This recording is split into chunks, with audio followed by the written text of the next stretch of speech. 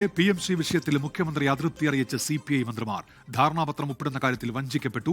22-ന് ചേർന്ന മന്ത്രിസഭാ യോഗത്തിൽ വിഷയം ഉന്നയിച്ചപ്പോഴും ഒപ്പിടുന്ന കാര്യം പറഞ്ഞിരുന്നില്ല എന്നിങ്ങനെ വിവരങ്ങൾ അറിയിക്കുകയായിരുന്നു. വിശദാംശങ്ങളുമായി ശ്രീജിത്താണ് ആലപ്പുഴയിൽ നിന്ന് ചേരുന്നത്. ശ്രീജിത്ത്, എന്തൊക്കെ കാര്യങ്ങളാണ് മുഖ്യമന്ത്രി അറിയിച്ചത് മന്ത്രിമാർ? ഉന്മേഷ്, CPI സംസ്ഥാന സെക്രട്ടറി ബിനോയ് വിശ്വവുമായുള്ള ചർച്ചയ്ക്ക് ശേഷം CPIയുടെ 3 മന്ത്രിമാരും മുഖ്യമന്ത്രിയെ കണ്ടിരുന്നു. അത് മുഖ്യമന്ത്രി വിളിപ്പിച്ചനുസരിച്ചാണോ എന്ന ധാരണയാണ് ആ ഘട്ടത്തിൽ പറഞ്ഞിരുന്നത്. എന്നാൽ അതല്ല, CPI മന്ത്രിമാർ സ്വമേധയാ മുഖ്യമന്ത്രി പിണറായി വിജയനെ കാണുകയായിരുന്നു. 22-ന് ക്യാബിനറ്റ് യോഗം കഴിഞ്ഞ ശേഷം ഇതാദ്യമായാണ് മുഖ്യമന്ത്രിയെ പിന്നീട് CPI മന്ത്രിമാർ കാണുന്നത്. മുഖ്യമന്ത്രി വിദേശ പര്യടനത്തിലായിരുന്നു. ഈ മുഖ്യമന്ത്രിയെ ഇന്ന് CPI മന്ത്രിമാർ കണ്ട് തങ്ങളുടെ പ്രതിഷേധം അറിയിക്കുകയാണ് ചെയ്തത്.